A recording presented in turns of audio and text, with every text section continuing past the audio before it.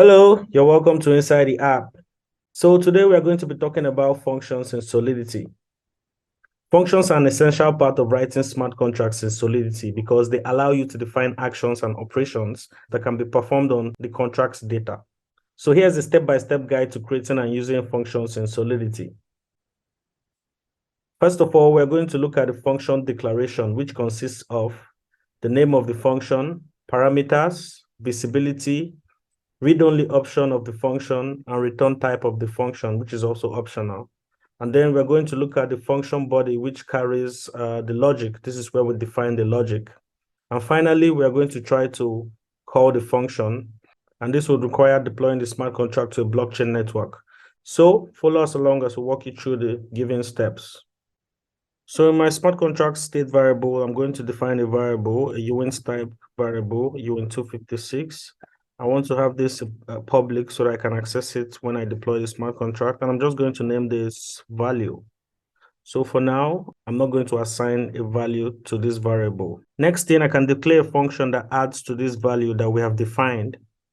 So I'm going to start by writing the function keyword. And then the name of the function, I'm just going to call it add to value. As you can see, I'm following the camel case, which is a convention in Solidity. And then I have to put a parenthesis. This is where I'm supposed to impute the parameters of the function. So I'm just going to add a uint256 parameter and call it value to add. And next thing, I can declare the visibility of the function. So I want it to be a public function. The read-only option is optional in this particular function. I'm not going to need that, so I'll just leave it alone. And then there's no return type in this function. So inside here, I need to declare the logic of the function because this is the function body. And since I'm trying to add to value, and this is value to add, it means that in this function, I'm trying to update this value by adding this value into it.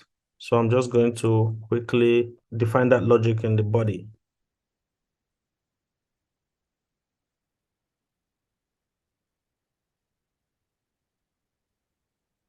So as you can see in my function, I've added this value that will be passing in as a parameter to this state variable called value, which is the logic of this function that we've created. So I'm going to create another function, and I'm going to say sub from value. So I'm going to also define a parameter of uint256 type. I'm going to say value to subtract. I also want this to be public variable, a public function. And then I'm just going to define the logic. So here, I'm going to do the opposite of what we did before by subtracting the value to sub from the value we already had before. And so now we have two functions, and I'm going to do the last function. So let's just call it an addition function. So I'm going to allow this function taking two variables.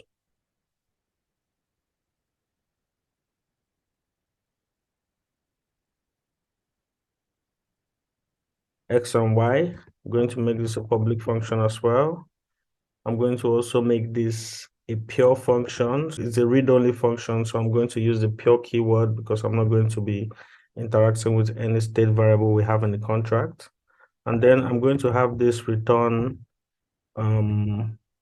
uint256 type. So as you can see, I'm using the returns keyword, which is different from return that I'm going to show you now. And then the next thing I have to do is I'm going to return the addition of X and Y. So as you can see, this function returns a uint256 type. And as you can see, X and Y are both uint256 types. And so when we sum X and Y, we'll be able to return that value as a uint256 type.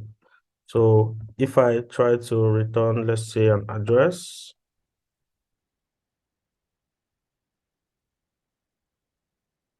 it's supposed to error because the function is expected to return an integer of 256.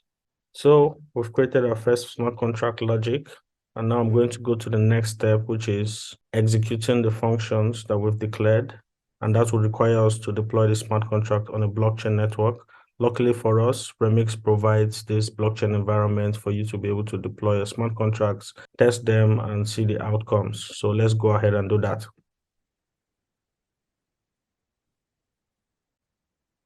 So I'm just going to come over here and compile the smart contract. As you can see, it's on auto compile, and we have this mark here, which means that the smart contract compiled.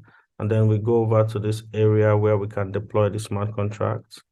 This is the smart contract we're about to deploy. And when I click on deploy, as you can see, the smart contract got deployed on this local blockchain environment that we have on Remix.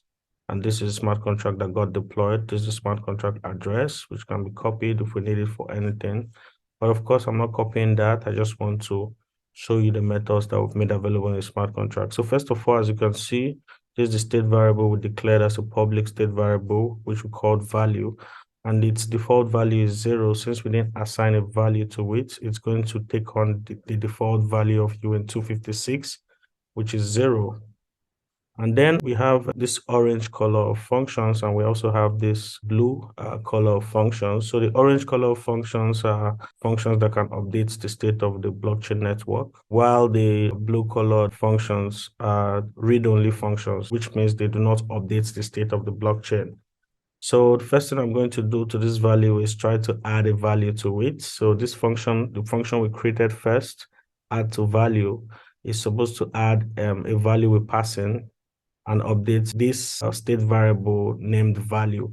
So I'm just going to pass in 5 to 8 and make the transaction. When I make the transaction, as you can see, the transaction goes. And if I check the updated value, we're going to see that it's 5. That's been updated to 5. And then I can also go ahead to add, let's say 3, and I make the transaction, and you see that the value is going to be updated to 8. So I also have the second function, which I've created here, sub from values. This function is supposed to take in a parameter, and then it's supposed to deduct it from the state variable value. So I'm just going to put in 4. And when I make the call, I expect the value to now be 4 because it's going to subtract 4. I can also subtract 1 extra and have it become 3. So it's now 3.